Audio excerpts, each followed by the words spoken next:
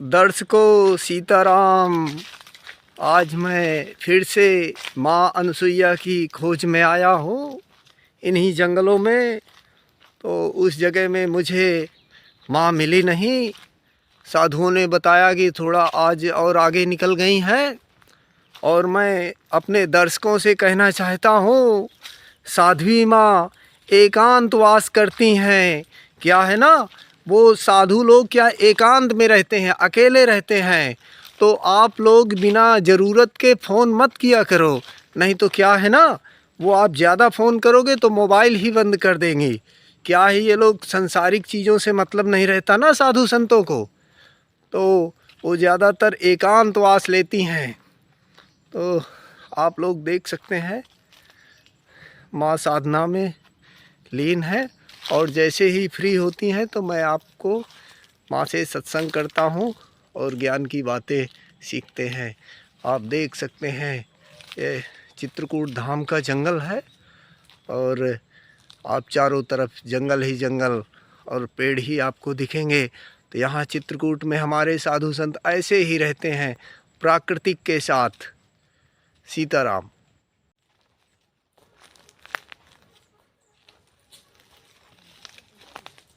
दर्शकों देखिए, चित्रकूट के वन में हिरन माँ के आगे आगे चल रहा है और शायद मेरी वजह से भाग रहा है। मैं भी हूँ ना, अगर माँ अकेले होती तो उनके पास आ जाता है। तुम लोग जो है अच्छे हो ना, बहुत सेवा देते हैं, तुम लोग बहुत बड़े हो। समझ में आई बात? नहीं हो तुम सेवा देते हो ना। हाँ हाँ सेवा देने वाला देता देता कौन है? महान ना। हाँ हाँ महान देता है। दाता कौन कहलाता? देने वाला। देने वाला। तो दाता तुम हुए ना। नहीं, हम लेने वाले, हम तो भिखारी हुए ना। हाँ, हैं? सही सही। हम भले अपने आप को महान हाँ, समझे, लेकिन हाँ, लेने वाले हम ही हैं। सही भिखारी हम हैं। हाँ, हैं? देखो ना, सही हाँ, सेवा दोगे, हाँ, है ना। हाँ, कोई धन देता है, कोई कुछ देता है, हाँ, लेकिन बड़े तो तुम ही लोग हुए ना। सही सही। हम जबरदस्ती ऐठे बैठे हैं कि नहीं, हम नहीं, बहुत बड़े हैं। नहीं। जो चीज़ आपको बड़ों में नहीं मिलेगी, समर्पण भाव, सेवा भाव, वो छोटों में हमें मिलती है। और उनसे वो प्रेम मिलता है कि आपकी आत्मा तृप्त हो जाएगी। आप धन से तृप्त होना चाहते नहीं, इनके प्रेम से आप तृप्त होंगे, इनकी सेवा से तृप्त होंगे। जी जी। तब हम मोक्ष की बात करते हैं, तभी हमें मोक्ष भी है। मोक्ष का मतलब यही, जब मन में कुछ नहीं रह जाता, वही मोक्ष है। आप मोक्ष की बात करते हो ना कि हम इतना भजन कर लें तो मोक्ष प्राप्त कर लें। आप कहीं मोक्ष नहीं प्राप्त कर सकते जब तक मन को शांत नहीं कर लेंगे। मन से सब कुछ हट गया, मोक्ष आपको मिले मिलाया है। आप शरीर को हटाना चाहते हो, शरीर तो कहीं है ही नहीं ना। वो केवल एक साधन है, साधन दिया गया है, इसके द्वारा आपको काम करनी है। जो अंदर बैठा है, जिसको मन बुद्धि चित्त है एक ही, लेकिन जब वो चिंतन करने लगता तो चित्त बन जाता है, जब मनन करता है तो मन बन जाता है, जब बुद्धि से काम करता है तो बुद्धि बन जाता है एक ही, लेकिन काम उसके अलग अलग होते हैं। जैसे माँ होती है एक, औरत एक ही होती है, लेकिन उसके रूप अलग अलग होते हैं। माँ भी होती है, वही पत्नी भी होती है, वही बहन भी होती है, वही बेटी होती है, वही बहू बन जाती है तो स्त्री ना। आप भी वही हैं, एक ही है, लेकिन किसी के नाना है, किसी के चाचा है, किसी के दादा है, किसी के पिता है तो एक ही ना। अब मेरा नशे की बात आई है, तो नशा को अगर उल्टा कर दोगे तो शान हो जाता है। शान माने सम्मान, सम्मान माने इज्जत। आप नशा खा के पी के कहीं जा रहे हैं तो कोई आपसे बात करेगा सम्मान से? यही कहेगा कि अरे नशेड़ी है। उससे क्या होता है, अपना जीवन भी नष्ट होता है। जो गांजे की बात है, गांजा उनके लिए है जिन्हें एकांत में बैठना है, समाज में नहीं जाना है। मन को एकाग्र करने के लिए, भजन के लिए ये औषधि है, ऐसा नहीं है। औषधि है ये, शरीर के लिए बनाई गई, ईश्वर ने बनाया, मनुष्य का बनाया हुआ तो नहीं है ये। मनुष्य ने अपने हाथ से शराब बनाया है। महुआ का पेड़ तो ईश्वर ने पैदा किया, लेकिन उसके फलों से मनुष्य ने क्या किया, शराब बना दी। जी जी। शराब जैसे उसको इंग्लिश में बोलते हैं रम। जी रम जी। माने रेगुलर मेडिसिन, जी जी। है ना। जी जी। तो उसका भी काम है ना, क्या है उसका काम, उसको देखो ना। ये नहीं कि पूरी बॉटल डकार गए, इसको गाली उसको गाली, नाली में पड़े हो, कोई मार रहा, किसी को गाली दे रहे। अरे भैया अपने आप को पहचानो तो तुम कितनी कीमती हो। आपने एक गिलास बनाया या मूर्ति एक ठो बना ली तो तुम कहते हो मैं बहुत बड़ा कलाकार हूँ, देखो मूर्ति मैंने बना ली। और जिस परमात्मा ने आपको बनाया, आपको सब कुछ दिया है, वो कितना बड़ा है ना। इसलिए अपने आप को पहचानो, आप कितने कीमती हो, आपका वजूद क्या है संसार में।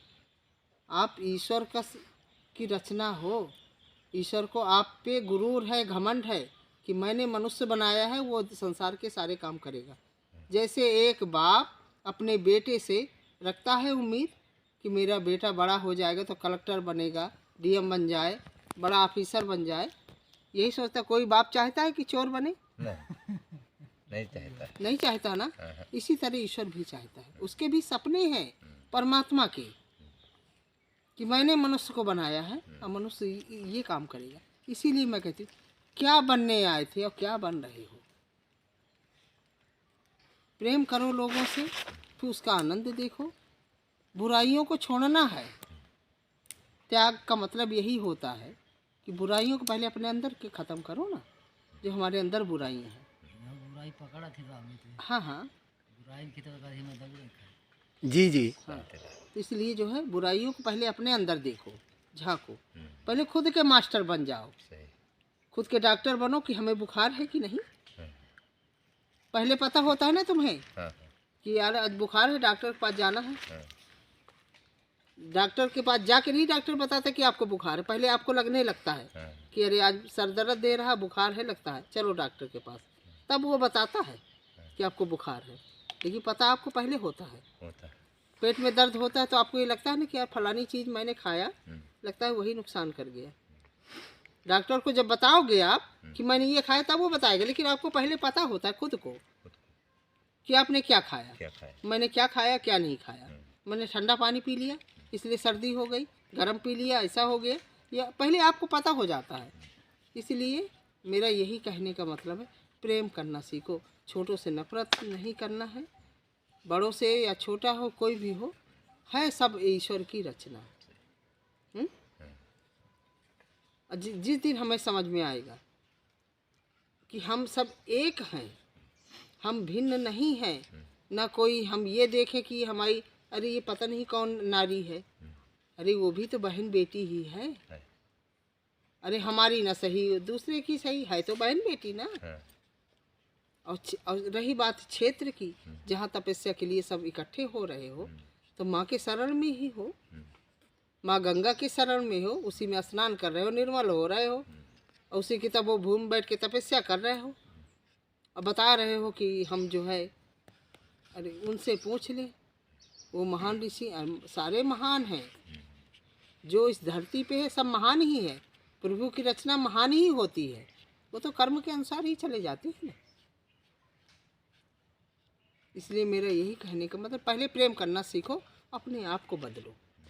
जिस दिन आप अपने आप को पहचान लोगे कि अरे अरे मेरा पिता कौन है, मैं इतने बड़े पिता का पुत्र हूँ, उस परमात्मा का। आप दुनिया के वालों को देखते हैं ना कि वो हमारा ये बाप है वो बाप है, आप उस पिता को पहचानो ना जिसने आपको रचा। जब आप पेट के अंदर थे, आपको कौन भोजन करा रहा था? भगवान ने।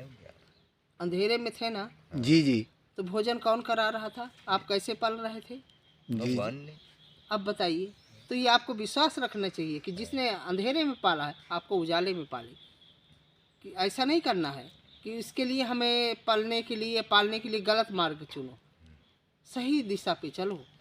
पालनहार कोई और है, खेवनहार कोई और। आप बने हो क्या? आपको भी तो वही पाल रहा है। जी जी। ना, इसलिए जैसे लोग कुएं में पानी भरते हैं, जब भरते भरते उस यानी वो रस्सी होती है ना, रस्सी से उस पत्थर में निशान पड़ जाता है। कभी आपने देखा है ना, पत्थर में निशान पड़ जाता है, वो रस्सी से, रस्सी नहीं कटती लेकिन पत्थर में निशान पड़ जाता है। इसी तरह आपकी आत्मा बदल जाएगी। जब रोज़ रोज़ आप कोई चीज़ को सुनोगे, मनन करोगे, तो आपके अंदर प्रभाव पड़ेगा। इसीलिए कहा गया है प्रथम भक्ति संतन कर संगा। पहली भक्ति यही है संतों का संग। संतों का संग यानी सज्जन का संग। ऐसा नहीं है, साधु के लिए नहीं कहा गया, संत का संग बताया गया है। दूसर कथा प्रसंगा, दूसर भक्ति है कथा प्रसंग यानी महापुरुषों की चर्चा, अच्छे लोगों की चर्चा सुनो, उनको देखो और तुम्हारे अंदर ये होना चाहिए कि हम क्यों ऐसे नहीं हैं, हम गलत क्यों हैं। हाँ, हम भी तो इंसान हैं ना, हमें ईश्वर ने बनाया है ना, तो हम गलत कैसे हो गए, हम भी तो अच्छा मार्ग चुन सकते हैं। तो इसलिए आप लोगों से यही निवेदन है, जो भी है उसको बुराई समझ के समझ लीजिए, उसको त्याग दीजिए और एक अच्छा नया जीवन जिए, देखिए फिर उसका आनंद। और आप सेवा तो करते ही, आपको आशीर्वाद तो वैसे मिलता है। इसलिए आप महान हो। जो सफाई करने वाला है वो महान है, अगर नहीं करेगा ना तो धरती में गंदगी फैल जाएगी। इसलिए वो आपसे बड़े हैं, वो जो आपकी गंदगी को धो रहे हैं, और आप उनको कहते हैं अरे ये जमादार है, ये ऐसा है। नहीं, वो महान है। एक माँ ही अपने बेटे का गंदगी धोती है, दूसरा कोई नहीं धो सकता, मुंह ही बनाएगा। बेटा अगर गंदगी करते तो माँ बड़ी खुशी खुशी आके धो जाती है। इसी तरह वो लोग भी बेचारे हैं, आते हैं और सफाई करते हैं आपकी। तो सेवा देने वाला महान होता है, लेने वाला नहीं होता है। हम अपने आप को भले बैठ जाए कि हम बड़े महान हैं, चलो इसे हम नहीं हैं, वो है महान जो हमारी सेवा के लिए आए हैं। ये पूरा जितना चित्रकूट है माँ अनसुईया का ही है। माँ अनसुईया ने ब्रह्मा विष्णु महेश को बालक बनाया था इसी धरती पे, और फिर उनकी पत्नियां आके निवेदन की थी कि हमारे पति वापस कर दो, तब उन्होंने दिया था। माँ तो वो है। और आप कहते हो कि यहाँ नारियाँ रहें, नारियों का नहीं है, क्या है? यानी माँ की गोद में भी हो, अब माँ से विरोध भी करते हो। अरे विचार को बदलो, तभी सनातन आगे आएगा। आप सनातन की बात करते हो, सनातन अकेले होता है क्या? सनातन का मतलब होता है जैसे रिश्ता, सनातन यानी बहुत पुराना हमारा लंबा रिश्ता है उस परमात्मा से। शरीर के रिश्ते नहीं हैं हमारे यहाँ। सनातन, सन धन आतन, उस परमात्मा से हमारा पुराना रिश्ता है। तो उस पे जुड़ना है ना, तो हमें तो दोनों को आना पड़ेगा ना, क्योंकि हम आत्माएं हैं ना। आप आत्माओं को देखिए ना, पहचानिए। आप उसको नश्वर की बात कर रहे हैं, शरीर की बात कर रहे हैं। अरे कहाँ नजर आप डाल रहे हो? अंदर तो झांको। जहाँ झांकोगे ना वहाँ माँ ही दिखेगी आपको, और आपको प्रेम ही मिलेगा। और सबसे मेरा संदेश यही है माताओं से विशेष करके कि आप कमज़ोर मत समझो और आप विचार बदलो। जब तक विचार नहीं बदलोगी आप नहीं बदल सकती हो। जिस दिन आपका विचार बदल हो जाएगा, माँ अनसुईया जैसी मंदाकिनी निकाल सकती है। गंगा की बात करते हैं लोग, गंगा कौन है? वो भी तो माँ ही है। कैलाश में तो शिव बैठा है, माँ गंगा नीचे आई है आपको तारने के लिए। माँ के ही है हाथ में तारना। इसलिए जो है आप लोग जो विचारधारे से चलिए, विचार को बदलिए। मेरे कहने का मतलब यही है, जब तक आपके अंदर के विचार नहीं बदले, डर खत्म करिए। डर किस बात का? अपनों से डर नहीं होता, हमें डरने की ज़रूरत नहीं है। ये जितने भी हमारे समाज में साधु संत हो या सामाजिक लोग हैं, सब हमारे ही हैं। हम ही से तो उत्पन्न है, ये हम ही से पैदा हैं। अपने से जो पैदा है उससे हम डरते हैं, तो यानी हम कमज़ोर हैं, तब तो हम डरते हैं। हमारे अंदर कमी है। मोह करो, ममता करो, लेकिन डरो मत। इनसे प्रेम करो, इन्हें सही मार्गदर्शन दिखाओ, सही पहचान दिखाओ कि तुमसे हम नहीं हैं, हमसे तुम हो। पुरुष को पुरुष बनाने वाली नारी ही है। नारी निंदा मत करो, नारी नर की खान।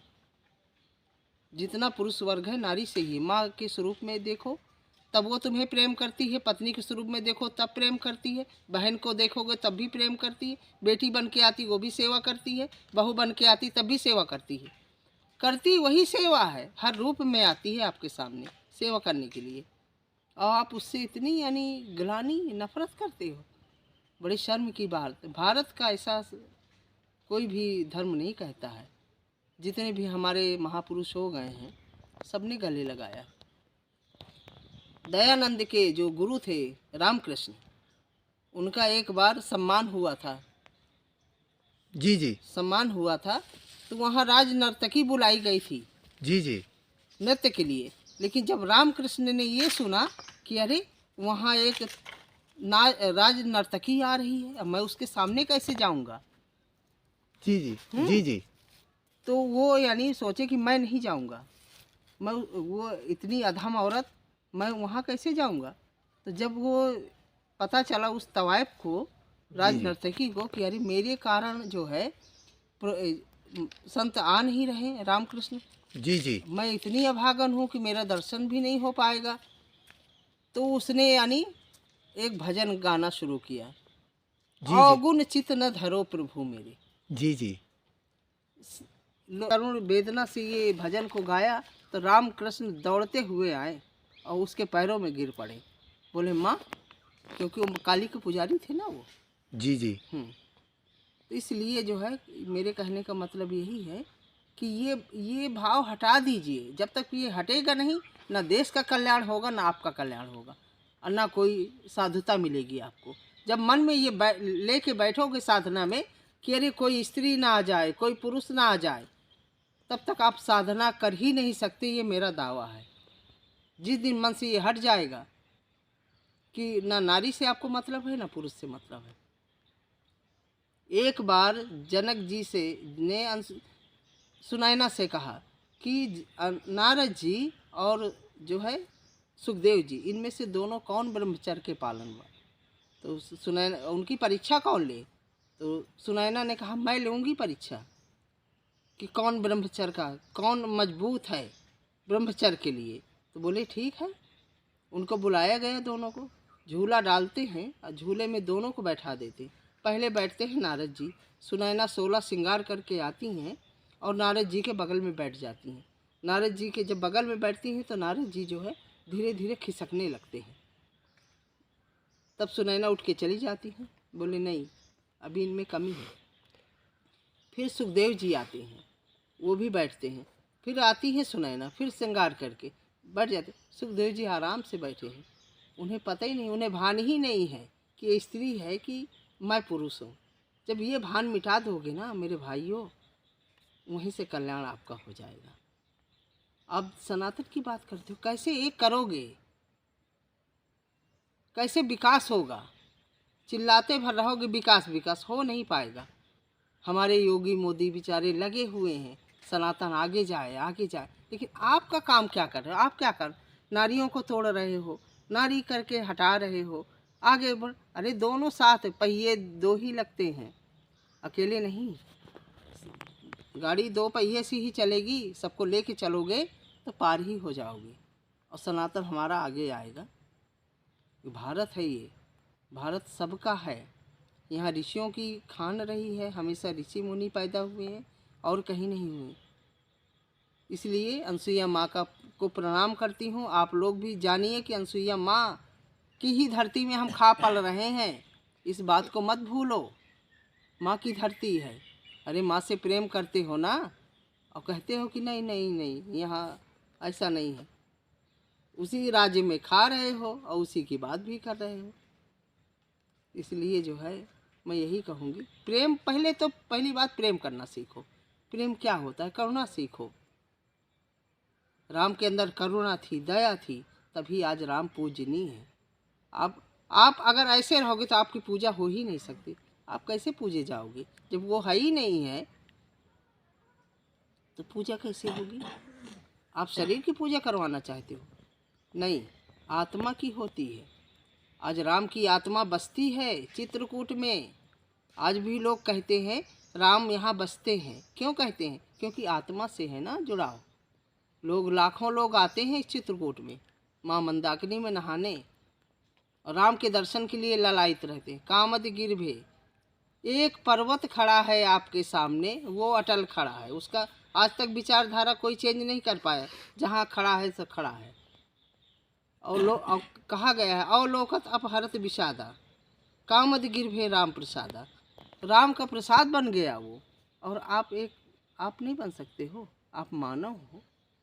सबसे बड़ी बात यही है, साधु संत तो बाद के हैं, पहले हम मानव हैं। पहले हमें मानव बनना है। जब मानव बन जाएंगे तो अपने आप साधुता आ ही जाएगी। साधु में क्या होता है? सरलता। साधु स्वभाव होता है। साधु कोई आडंबर नहीं होता है, स्वभाव होता है ना साधु का, सरल होता है। क्योंकि भगवान ने कहा है ना, मोह कपट छल छिद्र न भावा निर्मल मन जन सो मोहि पावा। क्यों कहा गया है? आत्मा की बात कही गई है ना।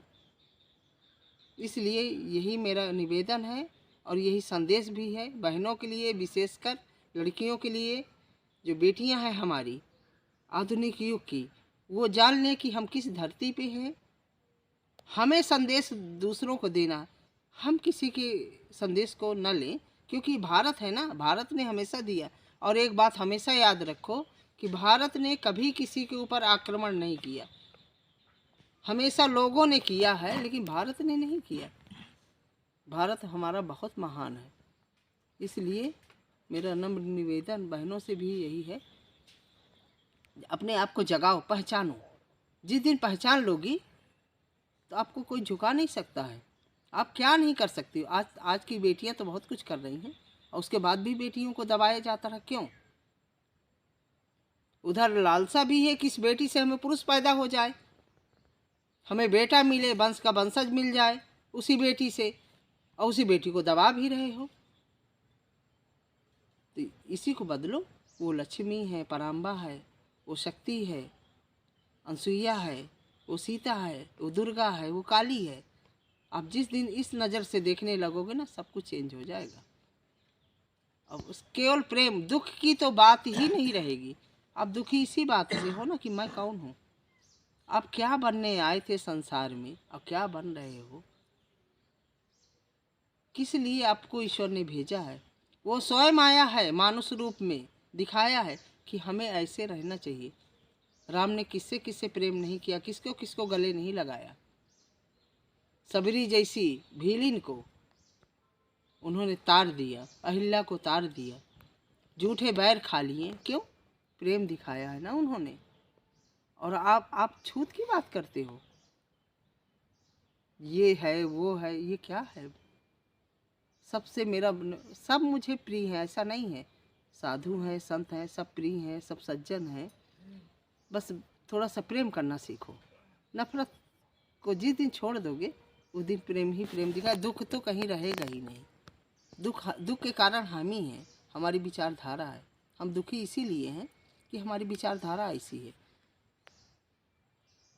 हम बचना किससे चाहते हैं? अपनों से। अरे जब हर को हम बहन समझने लगेंगे तो हमारी नज़र ही वही हो जाएगी। यानी अपने पे काबू करो। ये मैं जानती हूँ कि प्रकृति की रचना है, काम क्रोध मद लोभ सभी है, लेकिन हमारा काम यही है कि उसको रगड़ डालो। ये चित्रकूट है, चित्त को कूटना है। इसीलिए यहाँ लोग आते हैं और तब तपस्या भी करते हैं। हमारे ऋषि मुनि भी हैं बहुत सारे कंदराओं में, गुफाओं में, जंगलों में। वो चित्त को कूट रहे हैं, तिलक लगा के घूम नहीं रहे हैं, जंगलों में यही कर रहे हैं, चित्त को कूटना। इसीलिए है चित्रकूट। ये जो चित्र फालतू के बना रहे हो ना, उसको कूट दीजिए। जिस दिन आप कूट देंगे उस दिन आप आगे आ जाएंगे। बेटियां मेरा ज़रूर सुने। बेटियां अपने आप को पहचाने, अपना सम्मान पहचाने, अपना स्वाभिमान देखें कि मैं कौन हूँ। मैं सम्मान हूँ अपने भारत का। भारत हमारा तो जन्नत है, क्या नहीं है हमारे भारत में। अरे हम पोशाक भी ऐसी पहने कि जो प्यारी लगे ना। ऐसी पोशाक मत पहनो। जिस दिन अरे कभी काली दुर्गा माता को कभी आपने देखा है तस्वीर में ऐसे कपड़े पहने? परिधान उनका प्यारा होता है, सर नहीं ढकती, घूंघट नहीं है, लेकिन परिधान उनका बड़ा प्यारा है कि अट्रैक्ट करता है। जिसे प्रकृति अट्रैक्ट करती है ऐसे वो भी करती है। प्रकृति वही है, आप हो ना, आप रचना हो ना, आप रचना हो। आप ये भूलो मत कि मैं कमज़ोर हूँ। कहाँ से कमज़ोर हो आप? जिसका परमात्मा है, पुरुष का भी पिता वही है, तुम्हारा भी पिता वही है। जिसका पिता एक हो वो कमज़ोर कैसे हो सकता है? नहीं हो सकता ना। ध्यानी हो, मुनि हो, ऋषि हो, सबको सम्मान है, लेकिन विचार को बदलना है। विचार बदलेंगे, हम बदलेंगे, तब जग बदलेगा, सब कुछ बदल जाएगा। प्रकृति हमें यही सिखाती, सहजता सिखा रही है। वो हमें सुन रही है, देख रही है। वो हमसे तो नहीं कह रही कि नहीं नहीं हटो, आप नारी हो, हट जाओ। वो तो उसी तरह हमें दे रही ना, पावन छाया दे रही, हवा दे रही। इसलिए संदेश यही है, सब लोगों से मेरा संदेश यही है कि ये मत कहो, यही जानो कि हम माँ की शरण में हैं। माँ को देखो पहले। माँ अनसुईया का क्षेत्र है पूरा चित्रकूट, किसी और का नहीं है। और राम भी इसी की शरण में आए हैं। यहाँ तप किया है उन्होंने, वो भी सीता के साथ। इसलिए जो है मेरा संदेश यही है कि आप लोग जो है बस विचार बदलो, पहले अपने आप को पहचान जाओ, पहचानने की कोशिश करो। मार्ग तो कठिन है, ऐसा नहीं है। अनुभव करोगी, जिस दिन अनुभव कर लोगी, अपने आप को जान लोगी कि मैं कौन हूँ, अपने आप में एक अलग सा उल्लास आपके अंदर आ जाएगा, आनंद। मैं एक रचना हूँ और इसी रचनाओं को मैं दूसरे को रच के रख देती हूँ। ये किसी के को नहीं मिला सौगात, जो मिला है माताओं को ये सौगात, बाकी किसी के अंदर नहीं है ये चीज़। इसलिए मेरा कहने का मतलब यही है कि पहले बदलो। जब विचार बदलने लगेंगे सब अपने आप सब ठीक हो जाएगा। कोई दुखी हम ही हैं, दुख का कारण। दुखी क्यों है? हमारे अंदर यही होता, वो बड़ा आदमी हो गया, हम गरीब हैं। क्यों? क्योंकि हमारी सोच ऐसी है ना। आप पैसे से बड़ा बनना चाहते हो, अरे विचारों से ऊंचे बन जाइए। जिस दिन आपके विचार ऊंचे हो जाएंगे, आप बड़े आदमी हो। आप गाड़ी वाले को बड़ा समझते हैं, या बड़ा मठाधीश बन जाए उसको बड़ा समझते हैं, नहीं। जो सरल हो, ये तो इनके साथ जो छोटे हैं बेचारे, अपार प्रेम है उनके अंदर। मिलो तो उनसे, देखो तो उनको।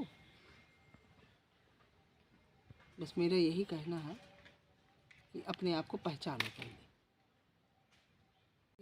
दर्शकों से यही कहूँगी कि वो जो मुझे 10 बजे के बाद फ़ोन करें 2 घंटे के लिए, उसके पहले मत करें, और रात में 6 बजे के बाद फ़ोन मत करें, क्योंकि मैं बात नहीं कर पाऊँगी। और उनके लिए मेरा संदेश यही है। बहुत लोगों ने मुझको फ़ोन भी किया, क्वेश्चन भी किया, सब यानी सब अध्यात्म के लिए परेशान है, शांति के लिए परेशान है। शांति हमें कहीं ढूंढना नहीं है, शांति हमारे अंदर है, पर हमें विचार बदलने हैं अपने। आप विचार बदलोगे तो जग बदल जाएगा। आपका जीने का जो तरीका है वो गलत है थोड़ा सा। विचारधारा को चेंज आपको करना ही पड़ेगा। आप ये भूल जाओ कि मैं महिला हूँ और ये पुरुष है। जिस दिन ये भूल जाएंगी ना, तो आप सब कुछ मिल जाएगा आपको। आपको यही कूट कूट के भरा जाता है, आप महिला हो हम पुरुष हैं, आप महिला हो हम पुरुष हैं। ऐसा नहीं है। जो हमारे अंदर आत्मा जो बैठी हुई है ना, उसमें कोई पुरुष है ना नारी है, दोनों की समान है। पैदा करने वाला प्रभु एक, उसी ने हमें पैदा किया, आपको भी किया है। तो आप ये क्यों बार बार हमें कमज़ोर बताते हो? हमारे लिए तो सभी प्रिय है ना हमारे। और ये जो क्षेत्र है ना हमारा, जहाँ मैं बैठी हूँ, ये माँ अनसुईया का ही है। जो गंगा निकली है माँ की ही निकाली हुई है, ये मत भूलें। यहाँ जितने भी हैं सब माँ के ही शरण में हैं। जी उसी का खा रहे हैं, उसी में रह रहे हैं, उसी में जी रहे हैं। और अब माँ की यानी माँ को स्वीकार नहीं कर रहे हैं। ये तो बड़ी गलत बात है ना। माँ तो सबके लिए वात्सल्य ही उड़ेलती है ना, सबसे प्रेम ही करती है। इस जंगल में आप कहते हो ना कि यहाँ जो है सब साधु रहते हैं, आप शरीर से देख रहे हो। साधु क्या होता है? साधु स्वभाव होता है। साधु कोई आडंबर नहीं होता है, स्वभाव से ही साधु होता है। क्या कहेंगे हम? हमने तिलक लगा लिया, चंदन लगा लिया, हम साधु हो गए? नहीं। मेरे संतों से विनम्र निवेदन यही है कि आप इस भाव को हटा दीजिए, मन से निकालिए सब कोई सनातन धर्म के लिए हम एकजुट हो जाएं। जब एकजुट होंगे, विचार बदलेंगे, तभी यहाँ कुछ हो सकता है। पूरी देश की मैं ये गारंटी से कह रही हूँ कि पूरे देश में जो भी जब भी हुआ है, पुरुष वर्ग ही आगे आए हैं, तभी गद्दारी हुई। कोई नारी नहीं आगे आई है। कोई लेख नहीं है कि कोई नारी आके गद्दारी की हो, देश हमारा गुलाम हुआ हो। बहुत ऐसी हमारी नारियां हैं जिन्होंने बलिदान भी दिया है, मदद भी की है। तो इसलिए मैं यही निवेदन करती हूँ, उनसे मैं प्रार्थना भी करती हूँ कि आप लोग मुझे सुने ज़रूर। आज थोड़ा टाइमिंग कम है मेरे पास बात करने की। मैं ज़रूर अगली बार में थोड़ा सा बात करूँगी आप लोगों से, आपको बताऊँगी भी, संदेश भी बताऊँगी। लेकिन पहले आपको अपनी विचारधारा चेंज करना पड़ेगा। आप अपने को समझो, चाहे बेटियां हों या बहुएं हों या बहनें हों या माताएं हों, वो ये समझ लें कि हम शक्ति हैं और बिना ईश्वर के हम हैं नहीं। ईश्वर सबके अंदर है, या पुरुष हो या नारी हो। माँ भोजन निकालती है और बेटे को सामने बैठाती है, जो भोजन कराती, उस समय दोनों के विचार क्या होते हैं।